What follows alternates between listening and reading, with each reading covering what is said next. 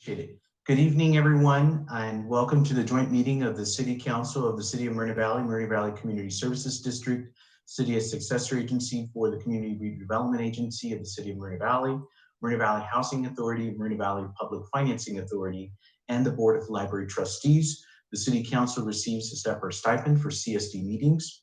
I now call this regular City Council meeting to order on January 5th, 2021 at 6 p.m. Madam Clerk, roll call, please. Yes, sir. Councilmember Marquez. Here. Councilmember Cabrera. I'm here. Mayor Pro Tem Baca. Here. Mayor Gutierrez. Here. Let the record reflect Councilmember Thornton is absent. Okay, great, thank you. Staff introductions, please. Pat Jaques Nares, City Clerk.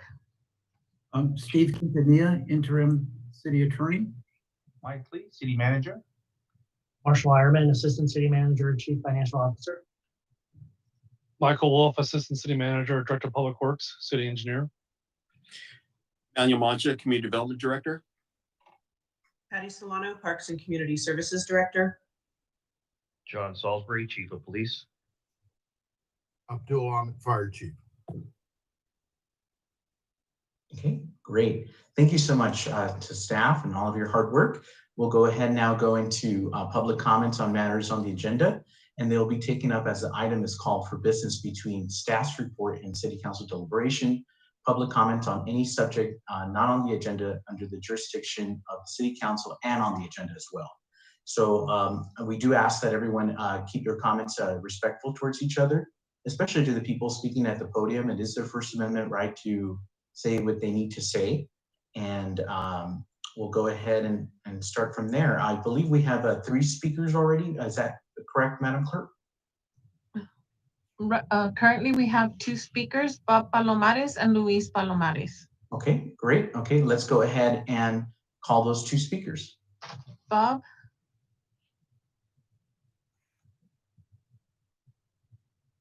Hi, Bob. Hello.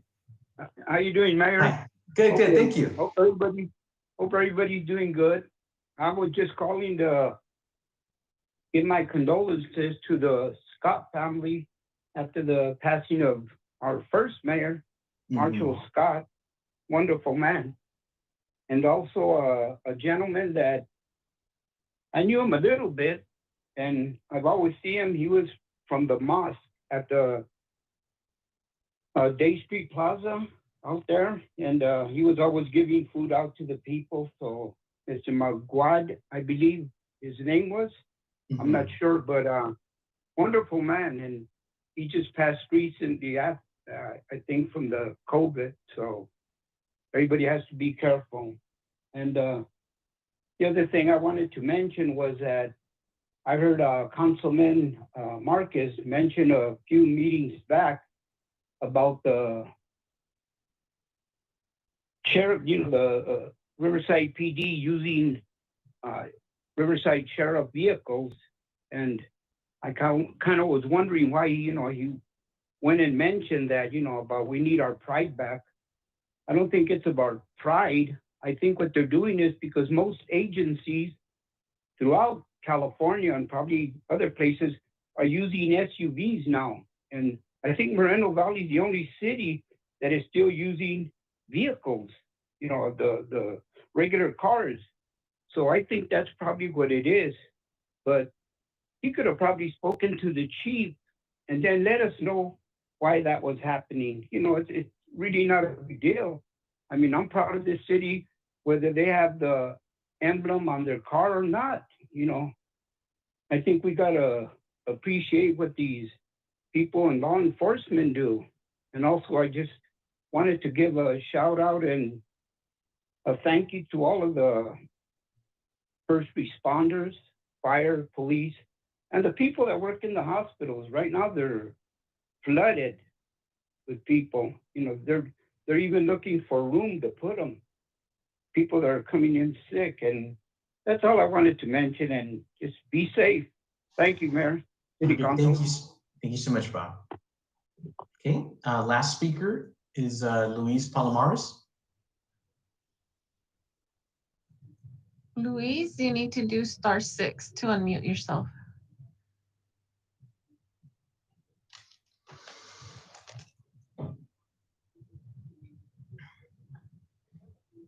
Luis?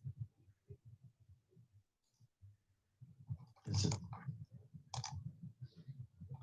You need to do *6 to unmute yourself, Luis. Or maybe if Bob is still on the line, she could just use Bob's phone.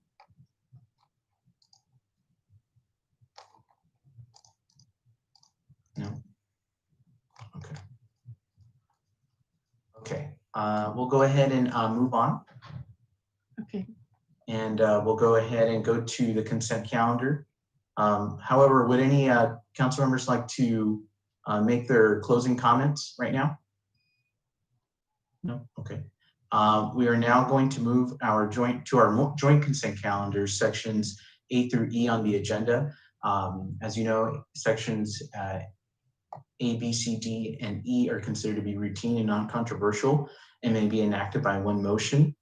And the motion to adopt the consent calendars is deemed to be a separate motion by each agency that we have jurisdiction over and shall be so recorded by the city clerk.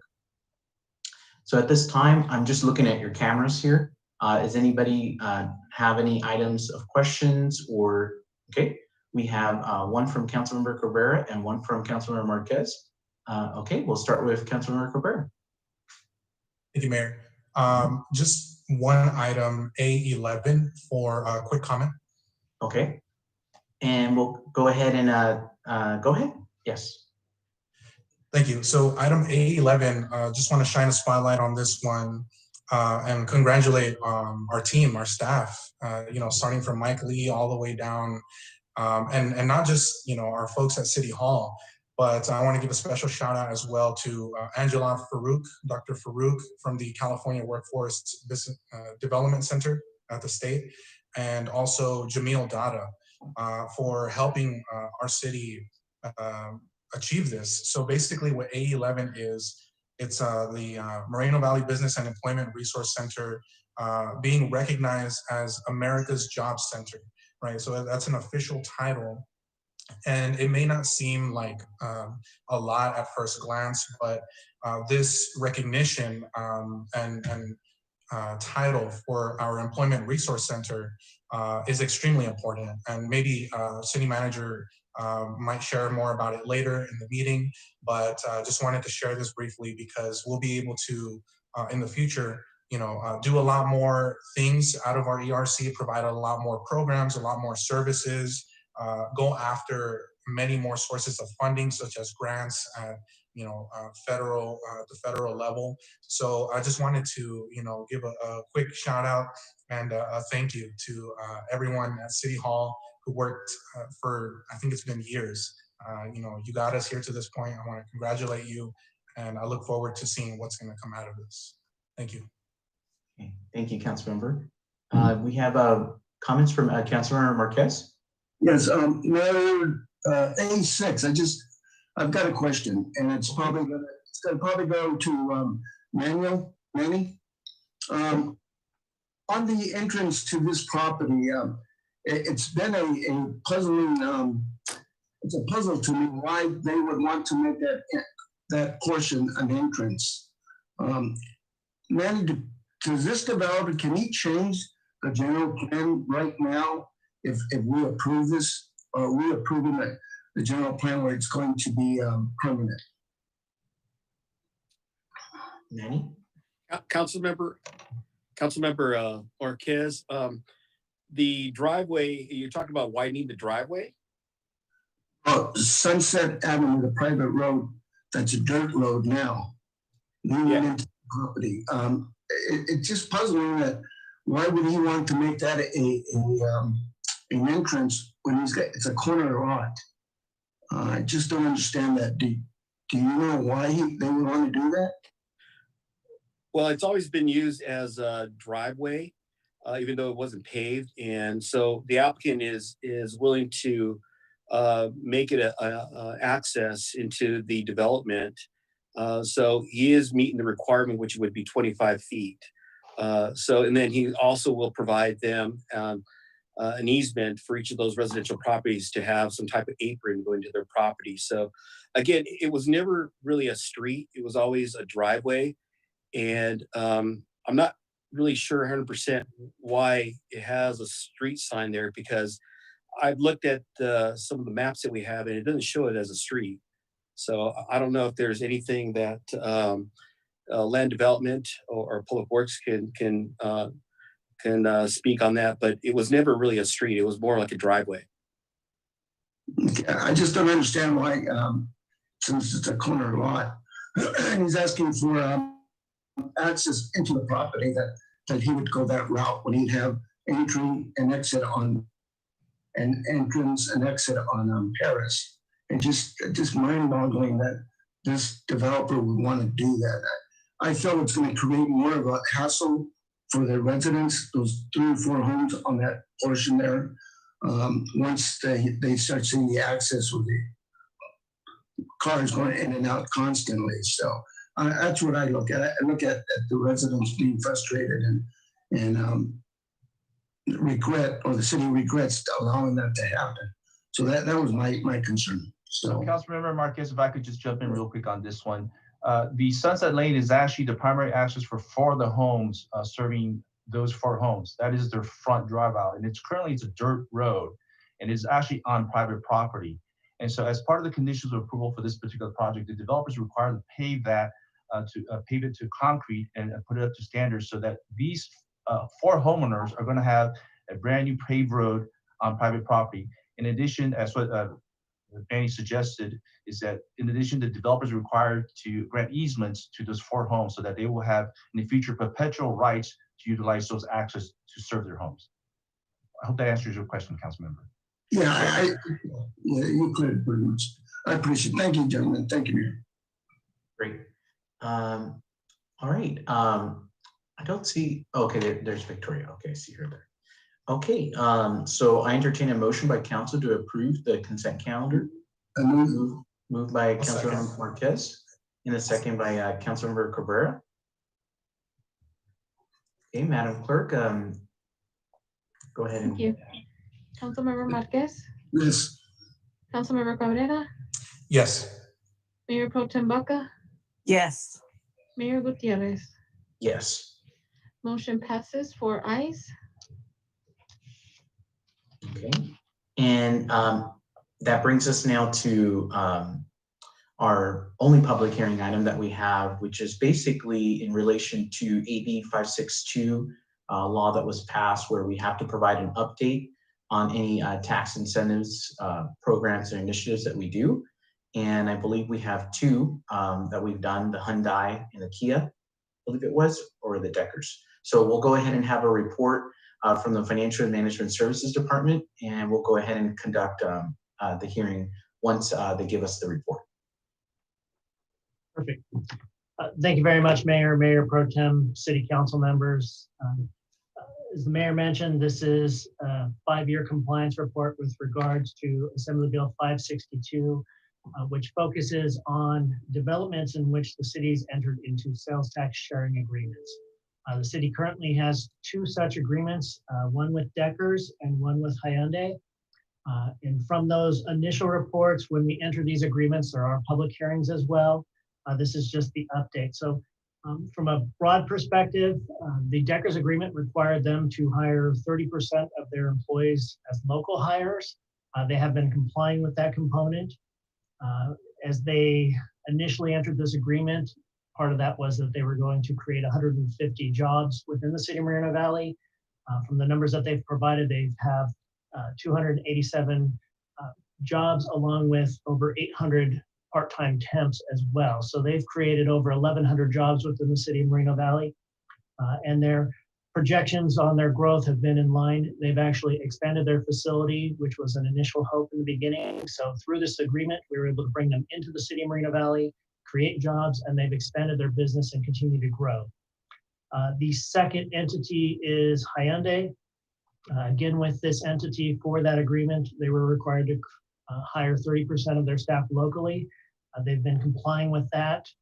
Initially, their job estimates were to create 20 positions. They've created 35, and they've been growing. The one nice thing is, as we entered this agreement, it was for Hyundai, but they've been able to also bring in their luxury line of Genesis, and so the city's being able to capture on that growth as well. So With that, that concludes my report on these two items. If you have any questions, please let me know.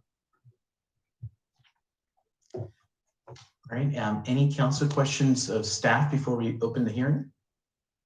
Yeah, man, just a quick question. Yes. A Kia dealer just started up there. When do we expect them to open their business up? Anybody can answer that? Councilor Marquez, let me jump in on this one. We're anticipating probably February or March of this year. We're quite excited, and Kia dealership is one of the top 10 operators in the nation. So hopefully they'll sell a lot of cars in Moreno Valley. So thank you. That's what I wanted to hear. Thank you, Mike. Thank you, Mayor. Okay, no problem. Great. Okay, at this time, I'm going to open the hearing. The hearing is now open. Madam Clerk, any public testimony on these items? None. Okay, at this time, I'm closing the hearing. The hearing is now closed. Any council deliberation on this item? It's just it's actually, we're not even really voting. It's just a receive and file. Yeah. All right, so we'll go ahead and just receive and file this report, and we will go straight to city council reports, which there's none. So we have a report from our city manager. Sure, thank you, Honorable Mayor, members of City Council. I just have 3 items tonight. First is, of course, welcome back and Happy New Year's to the Mayor and City Council. The second thing is that, as you know, we are in the midst of this pandemic, and we are continuing to give out free masks. And also we received a large donation of hand sanitizers from Ross, Just for Less. So our residents could go to either our 3 libraries to pick up free masks and hand sanitizers. Also our new Moreno Valley Business and Employment Resource Center, American Job Center of California, or otherwise also known as the ERC. So our residents could also go to the ERC to pick up your mask or hand sanitizer. And those are free at no cost to our residents. And thirdly is that, as you know, a lot of the businesses are struggling, and we want to encourage our residents to continue to shop locally and help our local business. That concludes the city manager's presentation tonight. Thank you. Okay, thank you so much, Mike. All right, we have closing comments from council members. We'll go ahead and start with Councilmember Marquez. Yeah, thank you, Mayor. Again, I want to say Happy New Year's to everyone out there that I wasn't able to talk to before that. Be safe out there. I will be taking my vaccine shot hopefully next week, and that's a good start. And if you're an essential worker, make sure you get a hold of your medical provider and see when you'll be able to get your shots started. Another issue we've had this past couple of weeks, and I just wanted to remind the residents, when you have bulk units, bulk trash, how you want to look at it, call Waste Management. They'll pick up the sofas, refrigerators, anything bulky that they can't put in their daily trash can. And there are some people out there that doesn't abide by that. So what they do is they go out to a lot, and I'm looking at the east end, basically, dumping them on the side of the road. We just had a major cleanup there this week. I want to thank our Public Works Director and his crew for going out there the last 2 days to clean that up. Alessandro, WLC Parkway, Gilman Springs out that way. They did a fantastic job. I don't know how many dump trucks they loaded up. Please do not do that.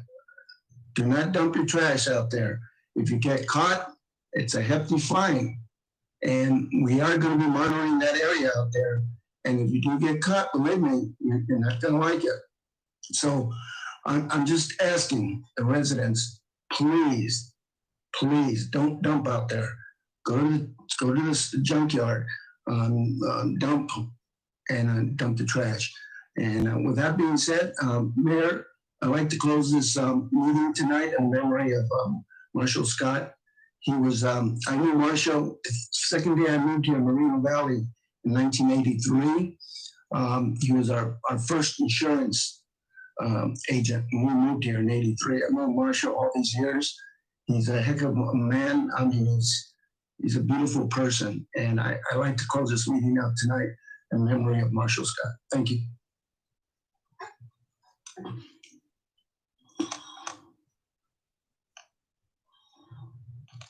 Councilmember Cabrera.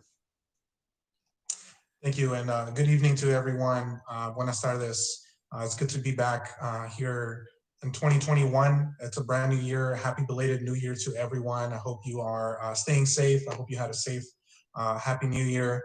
And you know, there's a lot to look forward to this year, but I do want to send out my condolences to Marshall Scott's family as well, and everyone else who has lost loved ones.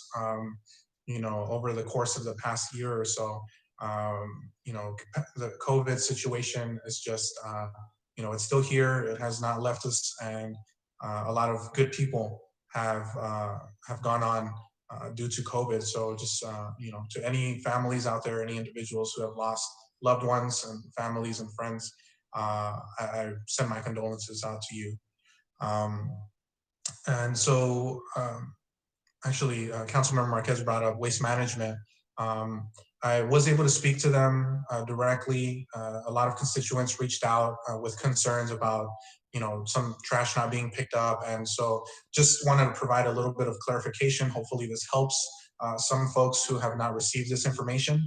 But in regards to the green bins, the green waste, currently, Waste Management is only picking those up on a bi-weekly basis, so every other week, at least through the end of January is what they have told us. However, on one of the off weeks that they're not picking up your green waste bins, they said that you can put your green trash into trash bags and you can leave it next to your garbage bins, the black or purple ones. You leave it outside next to your garbage bins.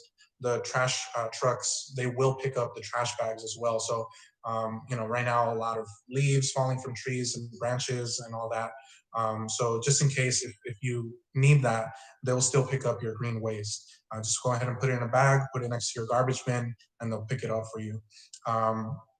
And that's due to COVID, right? So some other drivers were, you know, had to quarantine because of COVID, but they also said that they've been hiring a lot of new drivers, but they go through training, and it looks like they're going to be finishing up at the end of January. So, you know, come beginning of February or so, they'll have a lot of new drivers coming on board, and hopefully it'll help with, you know, the backlog and the service delays. So I hope that helps some of you out there. In regards to businesses, there's a grant available right now to the state of California. The deadline was actually extended until January 13th. Any nonprofit and for-profit businesses can apply, depending on what your annual gross revenue is. That will determine how much you will get from the grant. But there's, I believe, around $500 million for the state of California. And so I highly recommend for any businesses out there in Moreno Valley or any residents that are listening to this, if you know anyone who owns a business or runs a nonprofit, please let them know to go to careliefgrant.com. Again, that's careliefgrant.com. And you can apply through that website for that grant. It's fairly simple, and you have until January 13th to do that. Also, today, the governor's office announced $4.5 billion stimulus program for businesses. So this still needs to be approved by the legislature. It's one of the Governor Newsom's proposals, but it's $4.5 billion that he's proposing that would come in the form of tax incentives, more business grants. Also, some of the things that are included on there are incentives for low-income families to purchase zero-emission vehicles, you know, electric vehicles. Also, more funding for charging stations, fueling stations, which is absolutely amazing. We need it.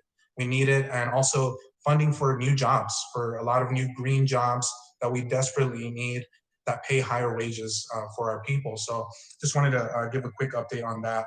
We'll see what the legislature agrees to with the governor. Also today, the Georgia runoff elections are taking place as we speak, as we meet. So we'll pay attention to what's happening there, because those two Senate races will determine most of what's going to happen in Washington, D.C., at least for the next 2 years. So we'll keep watching that. And other than that, just hope that everybody stays safe, continue to wear your mask. Please avoid large gatherings as much as you can. You know, we'll keep donating masks as we receive them. And we'll keep you apprised of any new information, any updates that come down from the state, federal, and the county government. So with that, just want to wish everyone a good night, and we'll see you at the next meeting. Thank you. Great, thank you, Councilmember. We have Councilmember Victoria Baca. Thank you, Mayor. I just want to say that we're getting into a more dangerous situation with the COVID-19. I just want to tell everyone to please pay attention to your doctors, to the governor's office, and we need to stay at home. We need to wear our mask, wash our hands often, and keep our distance when we do go out. But there's been a lot of bad news, and we're seeing it happen closer and closer to home. We just lost one of our community leaders, Mr. Magid Noraldine, who would run the food bank up at the Canyon Springs Plaza. He and his wife and son were all hospitalized, and he passed away last week. And it's just so sad because he did so much. He was such a giving person, a humanitarian that would go out of his way to make sure that hundreds of people every Friday would line up at his food bank and would be fed. They would leave with a lot of good products that he went out and retrieved for them and gathered there at his food bank. I know that at one time it just got so big that he had to move it to a bigger office, a bigger location. But he just did so much good, and I hope that his program continues and that they have someone that can help out there. And if anyone out there wants to volunteer, be up there on Fridays and help out. Other than that, I just want to say stay safe and continue to use precautions. It's a real thing. A lot of people don't believe, and there's a lot of gatherings.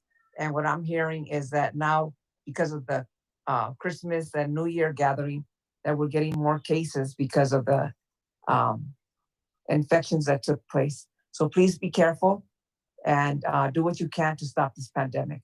Thank you and good night. Thank you, Mayor. Thank you. And I want to wish everyone welcome back. Happy New Year's as well. Hopefully, I do see the light at the end of the tunnel, and we're getting there. I do believe it's going to be a roller coaster in the next 3 weeks, because I think there's going to be even more of a surge, like the governor had mentioned, a surge on a surge, and that has to do again because of a lot of gatherings and things like that. But just really, I just hope that everyone will continue to wear their masks, which I see a lot of residents doing, and I want to commend everyone for doing that. The social distancing is very important, avoiding the gatherings, washing hands, all of that is very, very important. And we have to do our part, because I'm already hearing from registered nurses, from doctors, that they're really running out of bed space. It's actually come down to that. They're running out of bed space, and some of them are even actually turning away folks by telling them, maybe you might not want to do Code Blue anymore and those kinds of things. So it's really important that we have to just do our part. I know that we're going to see probably an uptick, especially because of New Year's Eve, but hopefully with the vaccinations, and then after 2 to 3 weeks, we can see it kind of go down, because we've been going through so much as a community, and we've lost so many people. In fact, I've lost friends as well. And then personally, I used to know Magid as well, Norelden. I also, Marshall Scott as well, but Magid Norelden, he passed away from COVID, and great person, like Victoria mentioned, beautiful person. Actually, I just wanted to read some information that I was given from his family. He was born in Algeria, and he graduated in 1969 from Alexandria University in Egypt, where he majored in geology. He later went on to become a petroleum engineer, and through the course of his career, he was able to speak 3 languages: Arabic, French, and English. Anyone that knows Magid knows that he was always smiling, always asking, how your family was doing, and that's what I remember, those fond memories of him. He also helped open one of the first mosques in the city of Moreno Valley, the one right over by Day Street there. for about 20 years. He was there day and night through prayer, through education, mentorship of others, and really community service. That's actually where the Al Rahama food bank right around that area is located. And they actually help feed thousands of people during COVID time and then prior to that time as well. So really great person. He volunteered his money, time, and life without any compensation. And the difficult part is that now his wife is in the hospital in ICU, and so is his son as well. So that's very tragic. And I also wanted to put here that he just uplifted the community, in many different ways. And also, his family just prays. His family prays that Allah, will forgive, in any way, or anything that, and that he has mercy on him, and with deepest sympathy. I also want to share a little bit about Marshall Scott as well. Marshall was a friend of mine as well. Like Councilmember Marquez, you said you met him since '83. That's a very, very long time. But he was a very beautiful man too. Really, really great man. I remember I met him when I had just recently gotten appointed, and then but also elected. And he was just I could tell that he was a really nice man, that regardless, he would talk to anyone, he would just communicate with you. And I learned from many people that he helped, become leaders, and not just leaders in politics or anything like that, but just also in the business community. So he actually groomed a lot of people through his business and provided lots of jobs for people and opportunities to become leaders with Farmers Insurance. So he did a lot there as well. And of course, he was our city's first mayor as well. And he was very, pro-development, pro-business in trying to bring that revenue forward for our city. And just really a great, great person. And one thing that I admire from Marshall is his commitment to our youth. And that he did through the Morning Rotary, where he participated weekly in community service, and also through the Sister Cities Initiative. He helped actually he was one of the founders of the Sister City agreement with San Juan de los Lagos and the city of Moreno Valley and Moreno Valley Unified School District. And they provided hundreds and hundreds of student exchanges for students and scholarships for kids to be able to explore a different culture and a different language, something that they wouldn't have been able to do. So he was a great, great person, and he'll truly, truly be missed, just like as well as Maggie. So we will close the meeting in their memory, of course, but I did want to end a little on a positive note. I'm very excited of our city becoming America's Job Center, a job center.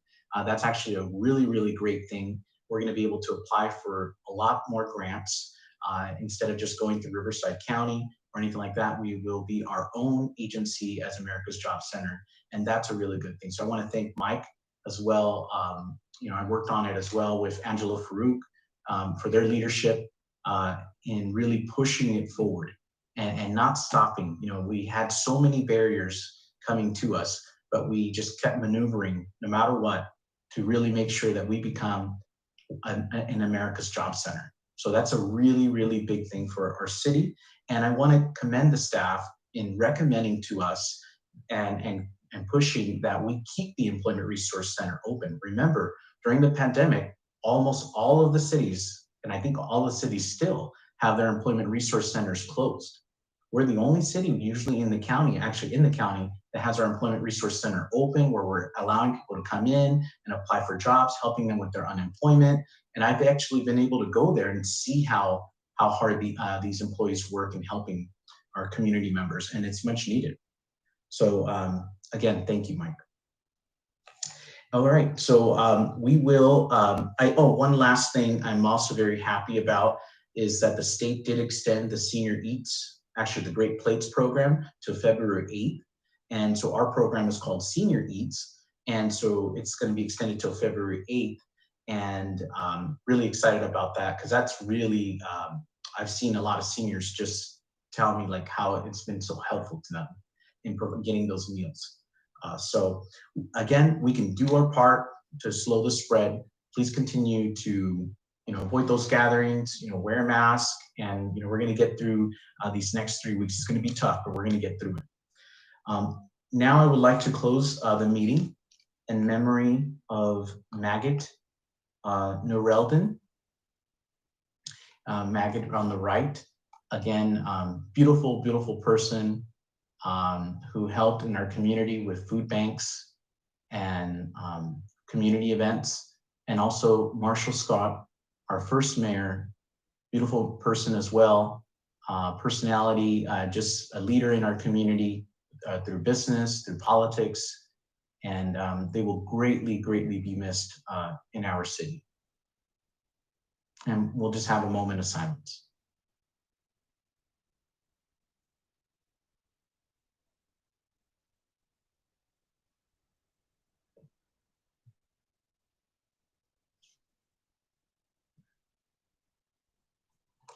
Okay.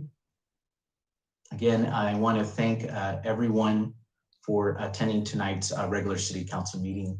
Have a good night and stay safe.